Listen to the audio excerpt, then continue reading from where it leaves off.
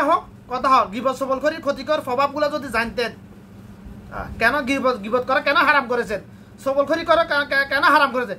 সবলখড়ির কারণে সমাজে ফেতনা সৃষ্টি হয়, ঝগড়া ফাসাদ সৃষ্টি হয় একমাত্র সবলখড়ির কারণে। সবলখড়ি মানে কি, এ হুঞ্চত নে এতে তোর নামে এনে কইছে, মানে অত গিবত করছে। গিবত করা মানে কারো যে যার নামে গিবত করা হয়েছে তার জন্য একটা তীর নিক্ষেপ করা হয়েছে, ওই তীরটা কিছু দূর গিয়ে পড়ে গিয়েছে। আর সবলখড়ি মানে তীরটা হাতে নিয়ে যার নামে গিবত তার কলেজে ঢুকিয়ে দেওয়া হয়েছে, এটা হচ্ছে সবলখড়ি। সংক্ষেপে বুঝাইলাম আমি। গিবত করা মানে অন্যের যার নামে গিবত করা হয়েছে তার কলবে একটা তীর নিক্ষেপ করা, তীরটা পুরোপুরি তার কাছে চাই পৌঁছাবে না। যে সবলখড়ি করে সে তীরটা হাতে নিয়ে তার কলেজে ঢুকিয়ে দেয়। গিবত করলে সবলখড়ি ফ্রি, গিবত করলে সবলখড়ি ফ্রি। এই জন্য গিবত করা হারাম, গিবত করা কবিরা গুনাহ। গিবত করা গেল আবার মৃত ভাইয়ের মাংস খাওয়ার সাথে তুলনা করেছেন। গিবত করা মানে নিজের কষ্ট অর্জিত বাঙ্গাচুরা আমলগুলা অন্যকে দিয়ে দেওয়া, যার গিবত তাকে দিয়ে দেওয়া। কারণ গিবত করা বান্দার হক, যার হক তার কাছে মাফ না চাইলে আল্লাহ মা করবে না। হ্যাঁ, কবরে তো নেকি চলে না, ওখানে কবরে তো টাকা চলে না, হাসরের দিন টাকা চলবে না, ওখানে চলবে নেকি। এখন আমি যার গিবত করেছি তার হক নষ্ট করেছি, তার হকের বিনিময়ে আমাকে নেকি দিয়ে দিতে হবে। আমল তো করতে পারছিস না, দুর্বল মানুষ বাঙ্গাচুরা যা আমল করেছি তাও গিবত করার কারণে দিয়ে চলে যাইতেছে মানুষের। আফসোসের বিষয় আমরা গিবত করি যাকে অপছন্দ করে তার গিবত করি। কিন্তু দেখুন শয়তান কিভাবে গিবতটাকে মানুষের জন্য সান আস্তার মতো উপস্থাপন করেছে। যাকে অপছন্দ করি তার গিবত করি বেশি আমরা, যাকে পছন্দ করি তার গিবত করি না। উল্টা কেউ তার গিবত করলে, সমালোচনা করলে আমরা বাধা দিই। এই তুই ওর নামে কেন হক কথা বলতেছে, সত্য কেন বললি, ওর নামে কেন এমন কথা বলছে, এরকম কথা, ওই এরকম এরকম এত ভালো মানুষ। একজন মানুষ সবার কাছে ভালো হয় না, একজন মানুষ সবার কাছে খারাপ হয় না।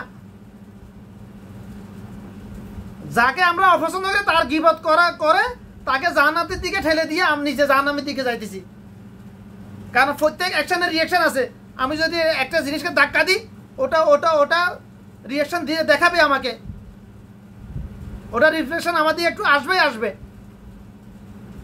তো যে গুনাহ যত বড় তার রিফ্লেকশনও তত বেশি বড়। মানুষের হকের মধ্যে গিবত হচ্ছে সবচেয়ে বেশি ভয়াবহ। কারণ একজন মানুষ জানে না, বর্তমান যুগের মুসলমান গিবতকে হারামে মনে করে না, এটা গুনাহ, যে এটা যে অন্যের হক, এটা হক এটাই মনে করে না, তো মাপ চাওয়ার তো প্রশ্ন আসে না। আর তাছাড়া একজন মানুষ জীবনে কত মানুষের গিবত করে কখন কাজ এটা জানে না, হিসাব করতে পারবে না। এই জন্য মাপ চাওয়া তো কষ্টকর।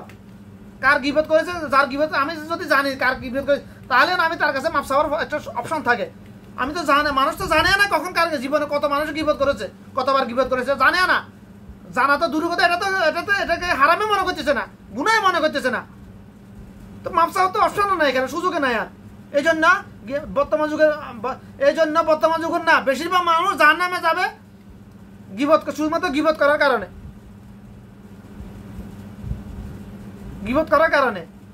গিবত করা মানুষের হক। আশা করি কথাগুলো বুঝার চেষ্টা করবেন। আমার কথা পছন্দ না হলে অসুবিধা নাই। আল্লাহর কালাম জানান, জেনে বুঝে আমল করুন না, পড়ুন না। আল্লাহর কালাম জানুন, বুঝান, আলেম হবা। তলাবুল ইলমি ফারিদাতুন আলা কুল্লি মুসলিমিন, আলেম হবা সকল মুসলমান নারীর উপর ফরজ।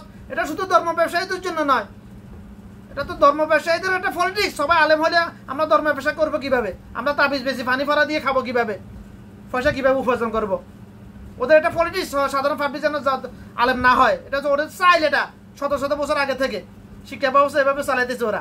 সবাই আলেম হবি না, আমরা আসি না, ধর্ম ব্যবসায়ীরা আসি না, আমাদের কাছে আমরা দোয়া করে দিব। 50 টাকা 100 টাকা দিলে তোর বাপের জন্য, মার জন্য আমরা দোয়া করে দেবো, তোর পরীক্ষা ফাঁস করার জন্য দোয়া করে দেবো, মিষ্টি খাবাইতে। ধর্ম ব্যবসায়ী আসি না আমরা।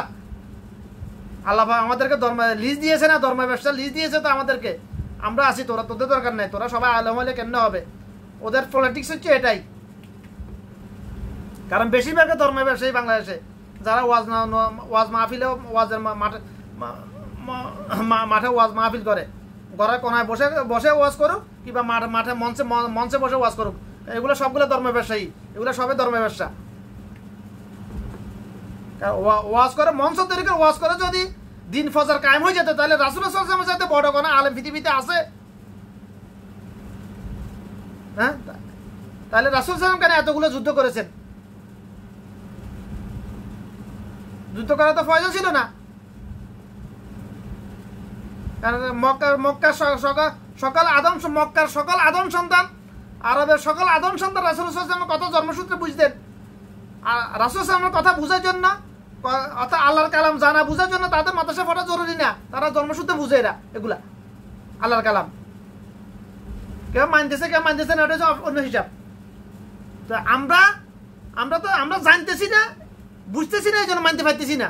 এই জন্য রাসূল সাল্লাল্লাহু আলাইহি ওয়াসাল্লাম বলেছেন দ্বীনি ইলম গ্রহণ করা প্রত্যেক মুসলমান নারীর উপর ফরজ। দ্বীনি ইলম কি? আল্লাহর কালাম জানা বুঝা মানা, এটা হচ্ছে দ্বীনি ইলম। দ্বীনি ইলমের প্রথম ধাপ আল্লাহর কালাম জানা বুঝা।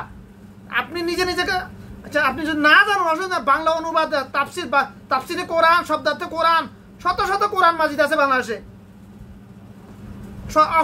অসংখ্য ফ্রেশ এগুলা তৈরি করতেছে ভালো ভালো আলেমরা, হক্কানে আলেমগুলা।